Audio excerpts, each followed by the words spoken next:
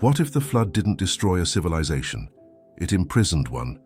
Enoch wrote of a world sealed beneath the waters, and what he described still waits down there. Genesis tells us the waters came and covered the earth, and most people stop reading right there, as if the story ends with drowning. But Enoch, the man who walked with God and was taken before he ever tasted death, saw something the book of Genesis only hints at. He saw what was actually happening beneath the surface, while the ark floated above it. And what he recorded in the texts that were later stripped from most Bibles is not a story of destruction. It is a story of imprisonment. Before the flood, Genesis chapter 6 tells us that the sons of God saw the daughters of men, that they were beautiful, and that they took wives for themselves of all whom they chose. Most preachers rush past this verse because it is uncomfortable, but Enoch did not rush past it. He named names. He described 200 watchers, angelic beings bound by rank and oath, descending on Mount Hermon under the leadership of one called Semjaza. He wrote that they swore a mutual oath and bound themselves by a curse to carry out what they had planned together. This was not seduction. This was rebellion, organized and deliberate, carried out by beings who were never supposed to touch human flesh. From that union came the Nephilim, giants whose height Enoch measured not in feet, but in the language of terror. And these giants did not simply exist beside humanity, they consumed it. Enoch writes that when men could no longer sustain them, the giants turned against men to devour them, and they began to sin against birds, beasts, creeping things, and fish, and to devour one another's flesh and drink the blood. This is not poetic exaggeration. This is a civilization built on appetite without limit, technology without conscience, and power without God. And here is where the story most people never hear begins. Because God did not simply send rain to wash the earth clean. Psalm 104 says, "He set a boundary that the waters may not pass over, that they turn not again to cover the earth." That word boundary is not decorative. It is a seal. Job 26 describes God as the one who has drawn a circular horizon on the face of the waters, at the boundary between light and darkness. Ancient readers understood the ocean itself as a container, a place with walls, a place that could hold something in as easily as it could hold something out. So ask yourself what a flood actually does to a civilization built by giants, built by beings who inherited knowledge from angels, who taught them the cutting of roots, the working of metals, the casting of spells, and the reading of the stars, as Enoch records of Azazel and his companions. A flood does not erase advanced knowledge, it buries it. It does not destroy stone foundations built by hands stronger than ours. It submerges them. And there are places on this earth today where that submersion is not myth. Off the coast of Japan near Yonaguni, structures rest beneath the waves with edges too straight, too deliberate, to be explained away as natural erosion, and divers who have swum along its terraces describe stairways that lead nowhere a current would carve them. Beneath the Mediterranean and the waters near Cuba, Sonar has traced patterns that mirror the geometry we find in temples built long after the flood was supposed to have ended all memory of what came before it. Some researchers call these formations coincidence. Others call them the fingerprints of something older than the timeline we were taught in school. We are not saying the ocean is empty of answers. We are asking why the deepest places on Earth keep refusing to stay silent. Why every generation that sends a camera down into the dark comes back with more questions than the one before it. Think too about how consistently the ocean shows up in Scripture as the place where God locks away what humanity cannot be trusted to handle. He does not scatter the rebellious to the mountains or bury them beneath the desert sand. He sends them down into the one place on this planet human beings still cannot fully explore, still cannot fully map, still cannot survive in, without machines built to withstand pressure that would crush bone in seconds. That is not an accident of geography. That is a decision. Enoch's testimony matters here because he was not writing folklore. Jude in the New Testament quotes him directly, telling us that Enoch prophesied, saying, "Behold, the Lord comes with 10,000 of his saints to execute judgment on all." If the writer of Jude trusted Enoch enough to place his words inside inspired scripture, we should not be so quick to dismiss the rest of what Enoch saw. And what Enoch saw was judgment falling not just on land, but on the deep itself. He described the earth as calling out because of the violence done upon it, groaning under the weight of what the fallen ones and their offspring had done to it. The earth itself was a witness. The waters, when they came, were not random. They were the courtroom. There is a reason God chose water instead of fire this first time. Fire consumes and leaves ash, but water conceals. It hides. It preserves in silence what it swallows. Some ancient watchers believed the ocean was chosen specifically because it functions as a seal, a place where what is bound stays bound until an appointed time. Revelation 19 speaks of a day when the sea will give up the dead that are in it, language that implies the sea is not simply empty water, but a holding place, a place with something inside it, waiting to be released. We are only beginning to walk through what Enoch actually recorded, and there is far more waiting beneath these next chapters than most churches have ever dared to teach from the pulpit. If the idea that Scripture and the deep ocean are connected has never crossed your mind before today, you are exactly the kind of listener this channel was built for, and I would be grateful if you subscribed so you don't miss where this goes next. Because everything we've covered so far is only the surface of what Enoch left behind. And if these fragments already feel unsettling, I want to be honest with you about something. The full account, the illustrated maps of the Watcher's descent, the detailed breakdown of what was buried and where the ancient world believed it still rests, all of it lives inside our premium illustrated biblical mystery guide, The Forbidden Book of Enoch. It walks you through every sealed passage we're uncovering in this video, with visual detail that brings the pre-flood world back to life in a way words alone cannot. The link is pinned in the first comment below, and if any part of what you just heard stirred something in you, that guide was written for exactly this moment. To understand what was actually buried beneath the waters, you have to go back to the mountain where it all started. Enoch names the place directly.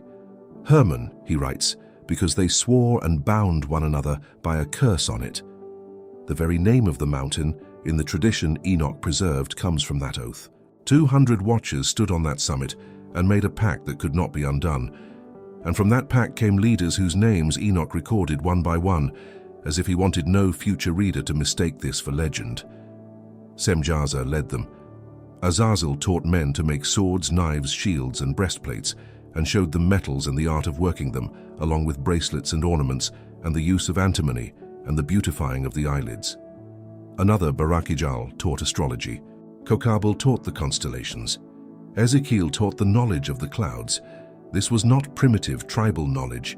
This was a technological and spiritual transfer that should never have crossed the line between heaven and earth. And once that line was crossed, the offspring of that transfer grew into something the human body was never designed to sustain. The Book of Jubilees, which Moses is said to have received on Sinai, and which stayed close enough to Genesis that entire Dead Sea Scroll communities treated it as authoritative, describes the giants as devouring one another, and describes the earth as filled with violence because of them. Genesis 6 agrees without elaboration, stating simply that the earth was corrupt before God, and the earth was filled with violence. Jubilees fills in what Genesis leaves silent. It tells us the giants began to kill one another before the flood ever came, that God's judgment on them had already begun in blood before it arrived in water. This matters because it tells us the civilization we're describing was not simply large. It was cannibalistic, self-destructing, and yet still building. Ancient Near Eastern texts outside the biblical tradition preserve fragments of the same memory. The Sumerian king list describes rulers who reigned for tens of thousands of years before a flood interrupted the record entirely, after which the text says plainly, kingship was lowered again from heaven. Something ended, something enormous, technologically ahead of its time, and spiritually corrupted to its foundation, and then the record simply stops and restarts on the other side of water. The Book of Giants, found among the Dead Sea Scrolls and clearly drawing from the same tradition Enoch preserved, gives us something even rarer, the giants' own fear before the flood came. In fragments recovered from Qumran Cave 4, two of the giants, named Haya and Oya in some translations, describe visions of coming judgment, of tablets being washed and erased, of a garden of trees being cut down. One dream describes gardeners watering a vast orchard of trees, only for a flood to rise and consume the entire planting. leaving nothing standing. When the giants woke from these visions, they did not dismiss them as nightmares. They brought them to Enoch himself, begging him to interpret what they had seen and to intercede on their behalf before God, which tells us something remarkable.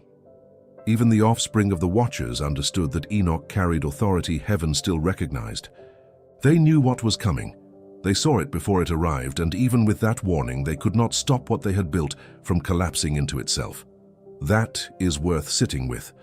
A civilization advanced enough to fear its own end, and arrogant enough to keep building anyway, right up until the water reached their door.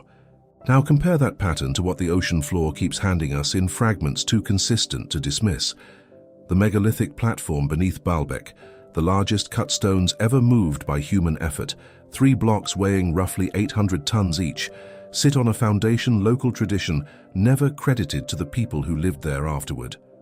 Local legend attributed it to giants, to a pre-flood race capable of feats no later civilization could replicate even with modern cranes. Puma Punku, high in the Bolivian mountains, contains stone cuts so precise that some blocks interlock like machined parts, and the local Aymara oral tradition insists the site predates the flood their own ancestors remembered. These sites sit on land now, but many researchers studying ancient sea levels point out that during the era described in Genesis, coastlines sat drastically lower than they do today, meaning structures that were once inland, once part of a connected pre-flood world, now rest partially or entirely beneath water, that did not exist in that configuration when they were built. Göbekli Tepe adds another layer to this pattern, a site so old that mainstream archaeology had to quietly rewrite its own timeline to accommodate it. A temple complex built by people history insists should not have possessed the organizational capacity to carve, transport, and raise stone pillars, weighing many tons apiece, decorated with carvings of creatures that do not resemble anything native to that region. It was buried deliberately, intentionally covered over, as though someone wanted it hidden rather than destroyed, which is a strange thing to do to a temple unless you believed something about it needed to be sealed away rather than simply left to decay. Job, in one of the oldest passages in Scripture, gives us language that almost nobody preaches on. He speaks of the Rephaim trembling beneath the waters and those who dwell with them. The Rephaim were not an obscure detail. Deuteronomy references them as a race of giants defeated in the land of the giants, remnants of which King Og of Bashan represented, a man whose bed, Scripture tells us plainly, measured over 13 feet in length. Job is not speaking figuratively when he places the Rephaim beneath the water. He is describing exactly what Enoch already told us. That judgment did not simply end this civilization. It relocated it, downward, into a place bound by a boundary God himself set.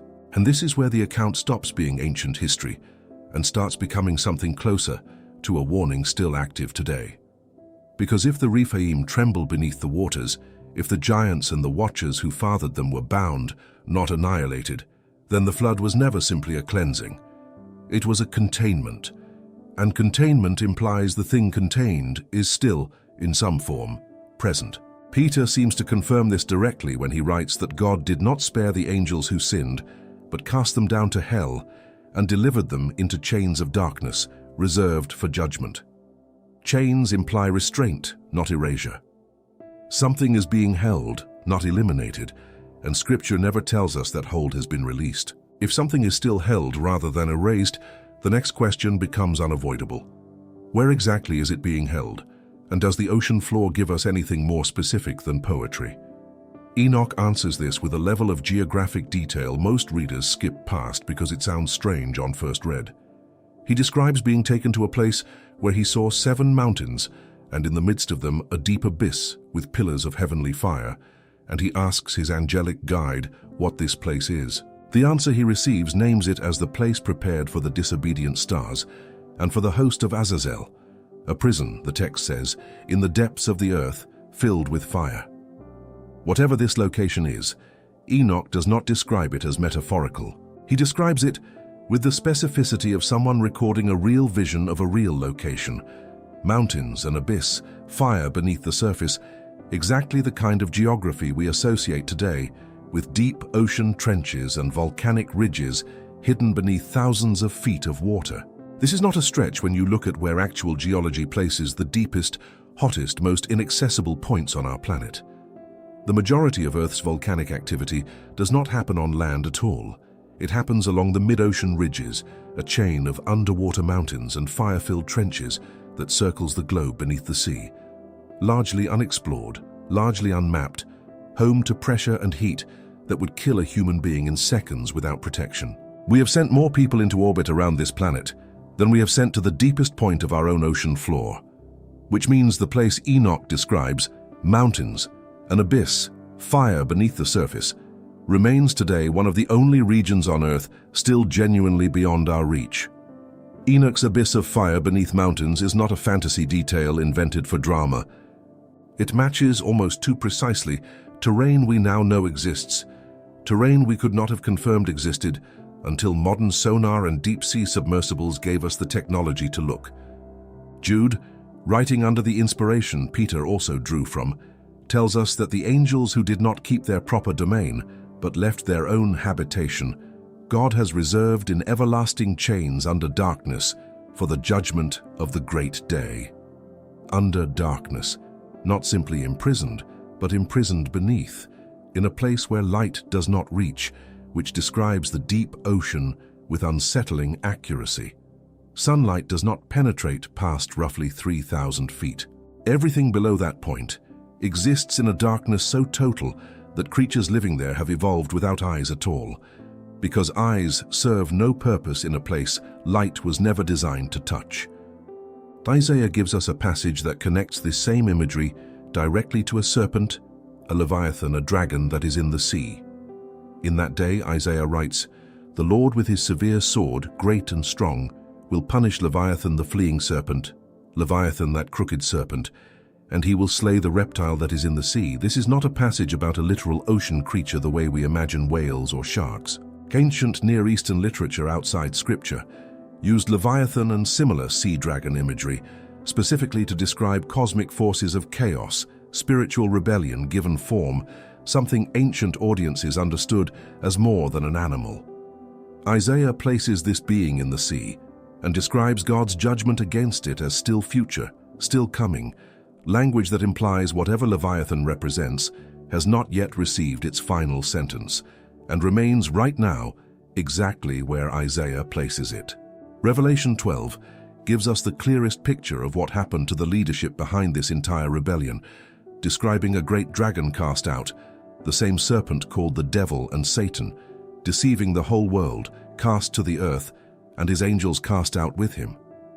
And later, Revelation 20 describes an angel coming down from heaven, having the key to the bottomless pit and a great chain in his hand, laying hold of the dragon and binding him for 1,000 years, and casting him into the bottomless pit, and shutting him up and setting a seal upon him. A seal, the same word, the same concept Psalm 104 and Job 26 used to describe the boundary God set upon the waters after the flood. Scripture keeps circling back to this same image: water as boundary, water as seal, water as the specific mechanism by which rebellion is held rather than destroyed. Consider too that the ancient world itself treated the ocean this way long before modern archaeology arrived to argue about it. The Babylonians described Tiamat, a primordial sea goddess representing chaos itself, defeated by Marduk and split apart to form the world, her remains becoming the boundary between the ordered world above and the chaos she represented below. The Canaanites feared Yam, the sea god, as a force that had to be subdued before creation could stabilize, and their religious texts describe his defeat in language strikingly close to the imagery Isaiah later borrows and redirects toward the God of Israel. The Egyptians, further south, told of Apep, a serpent of chaos lurking beneath the waters of the underworld, held back nightly by ritual and divine combat so the sun could rise again the next morning. Nearly every ancient culture surrounding Israel independently arrived at the same conclusion: that the sea was not simply water, that something dangerous, something pre-human, something rebellious against divine order specifically resided beneath it and had to be contained there by a power greater than itself. It is worth asking why civilizations with no contact with one another, separated by language, geography, and centuries, kept describing the exact same thing in the exact same location. What Enoch gives us that these other traditions do not is a name, a location, and a reason. Not chaos in the abstract, but 200 specific beings who broke a specific law, who fathered a specific race of giants, and who were bound in a specific place beneath the earth and beneath the sea, awaiting a specific day of judgment that Enoch describes down to the involvement of 10,000 saints returning with the Lord to execute it. This is not folklore assembled from fear of the unknown. This is testimony, preserved outside the canon but quoted within it, describing a prison that ancient minds, medieval minds, and now modern Sonar keep circling back to in the exact same place, beneath the waves, beneath the dark, sealed, and waiting for a door that Scripture says will eventually open. A door that opens eventually is not the same as a door that stays shut forever, and Scripture is far more specific about the timing of that opening than most people realize.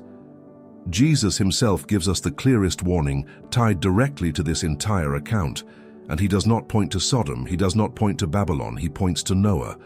As the days of Noah were, he says in Matthew 24, so also will the coming of the Son of Man be. For as in the days before the flood, they were eating and drinking, marrying and giving in marriage, until the day that Noah entered the ark, and did not know until the flood came and took them all away, so also will the coming of the Son of Man be. Jesus is not simply describing carelessness. He is describing a specific spiritual condition. The same condition Enoch describes leading up to the flood, corruption that had become so normalized nobody around Noah even recognized it as corruption anymore. Peter connects the flood directly to final judgment in a way that should stop us cold. The world that then existed perished, being flooded with water, he writes, but the heavens and the earth, which are now preserved by the same word, are reserved for fire until the day of judgment and perdition of ungodly men. Water the first time, fire the next, but the same pattern, the same divine mechanism, judgment held back by mercy until a specific appointed day arrives. And Peter places this warning immediately after discussing the angels who sinned and were cast into chains of darkness, as if the two events, the imprisonment of the watchers and the coming final judgment, are directly linked in his mind, part of the same unfolding story rather than separate incidents. This is where the account stops being simply historical and becomes something closer to prophecy still unfolding. Because if the pattern established in Genesis holds, if fallen beings once crossed a forbidden boundary and corrupted human bloodlines before the flood, Scripture does not promise that boundary crossing happened only once. Genesis 6 itself says, "The sons of God came into the daughters of men, and they bore children to them," and it adds a strange and often overlooked detail, that this happened not only before the flood, but afterward as well, when it says giants were on the earth in those days, and also after that, after the flood, meaning whatever mechanism produced the Nephilim the first time did not end permanently with Noah's generation. It continued or resumed in a world that was supposed to have started clean. This helps explain something otherwise strange in the conquest narratives that come centuries later. When the 12 spies return from scouting the Promised Land in Numbers 13, they do not report ordinary enemies. They report seeing the descendants of Anak, giants, and they say plainly, "We were like grasshoppers in our own sight, and so we were in their sight." Deuteronomy tells us the Anakim were accounted as Rephaim, the very name Job used to describe beings trembling beneath the waters, and it adds that only Og, king of Bashan, remained of the remnant of the giants. His bedstead measured at over 13 feet, a detail preserved specifically so later generations would not dismiss the account as exaggeration. Goliath, centuries after that, stands as perhaps the most famous remnant of this bloodline, a single warrior whose height, armor, and spear are described in such specific measured detail that Scripture wants us to understand this was not myth to the people living through it. His bronze coat of mail alone weighed roughly 5,000 shekels, and his spear's head 600 shekels of iron, numbers a scribe does not invent for a folk tale. It was a living, walking reminder that whatever happened at Hermon before the flood had never been fully finished, and that David, a shepherd boy with no armor and no formal training, was chosen specifically to confront what generations of trained soldiers had been too terrified to face. If that bloodline persisted after the flood despite the judgment of water, it raises an uncomfortable question about whether the source of it, the Watchers themselves, or beings operating under similar rebellion, remain active in some capacity even now. Working beneath boundaries, humanity has simply lost the spiritual language to recognize. Ephesians tells us plainly that our struggle is not against flesh and blood, but against principalities, against powers, against the rulers of the darkness of this age, against spiritual hosts of wickedness in the heavenly places. Paul is not speaking metaphorically here. He is describing an active, organized, hierarchical spiritual conflict, using military language, principalities, and powers, that mirrors almost exactly the rank and leadership structure Enoch assigns to the Watchers centuries earlier. Semjaza, as leader, subordinate commanders beneath him, each assigned a different forbidden teaching to hand down to humanity. Some researchers who study these overlapping traditions point to increased unexplained sonar activity in deep trench regions, sounds recorded by naval instruments that scientists still cannot fully classify or explain. One famous recording from the Pacific in the 1990s, given the name bloop by the researchers who first detected it, so distinct it was picked up by hydrophones thousands of miles apart, loud enough to register across an ocean, yet never definitively attributed to any known marine animal or geological event to this day. We are not claiming certainty about what produced it, and no responsible teacher should. We are pointing out that the deepest, darkest, least explored regions of this planet continue producing phenomena official science still cannot fully account for, in precisely the location Scripture has been describing as a sealed prison for thousands of years before sonar existed to record anything at all. What Enoch leaves us with, ultimately, is not a comfortable ancient mystery meant to entertain us on a quiet evening. It is a warning wrapped in geography, a testimony preserved outside the canon specifically because the leaders of the early church recognized how unsettling its implications were for a world that wanted to believe judgment was finished and evil was fully behind us. Some early councils debated its place in Scripture for centuries, not because its content was doubted, but because its content was feared for what it might do to a congregation not prepared to reckon with a war that started before Adam and Eve ever left the garden. The waters closed once. Scripture tells us plainly they will not stay closed forever. If the waters will not stay closed forever, Scripture gives us specific language about what happens at the exact moment they open, and it is not gentle language. Revelation 9 describes a star fallen from heaven to the earth, given the key to the bottomless pit, and when it is opened, smoke rises like the smoke of a great furnace, so thick that the sun and the air are darkened by it. Out of the smoke, the text says, locusts come upon the earth and they are given power, described not as ordinary insects, but as beings with faces like men, hair like women, teeth like lions, breastplates like breastplates of iron, and the sound of their wings like the sound of chariots with many horses running into battle, and a king over them named Abaddon in Hebrew and Apollyon in Greek, both names meaning destroyer. This is not language borrowed lightly. This is the exact same pit, the same bottomless abyss, the same imagery Enoch used centuries earlier to describe the prison of the Watchers, now appearing again in the last book of the Bible as a place that will one day be unlocked rather than remain sealed indefinitely. What makes this connection difficult to dismiss as coincidence is how consistently the language stays locked to the same vocabulary across an enormous span of time. Enoch describes a prison in the depths of the earth filled with fire, reserved for the disobedient stars. Peter describes chains of darkness reserved for the day of judgment. Jude describes everlasting chains under darkness. Revelation describes a bottomless pit, sealed with a key that only heaven controls. 4 separate texts, written across centuries by different hands in different languages, describing what functions as the same location, the same mechanism of restraint, the same appointed unlocking still ahead of us rather than already behind us. This raises the question most people watching this video have probably already started asking themselves without realizing it. If this prison is real, if it was located beneath the earth and beneath the sea, and if Scripture consistently describes a coming day when it opens rather than remains permanently shut, what should that mean for how we live right now in a culture that has largely stopped believing any of this is literal?